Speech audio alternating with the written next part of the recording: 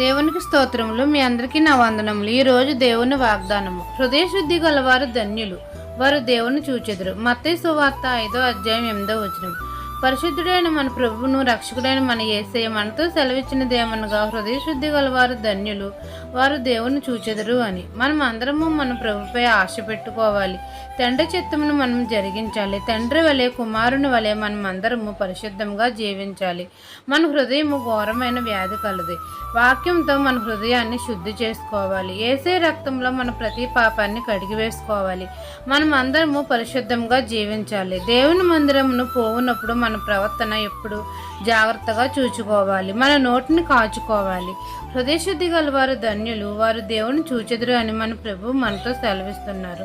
మన మట్టుకు మనం దేవుని యందు భయభక్తులు కలిగి జీవించి మన హృదయాన్ని శుద్ధిగా చేసుకుని నిత్య జీవానికి వారసు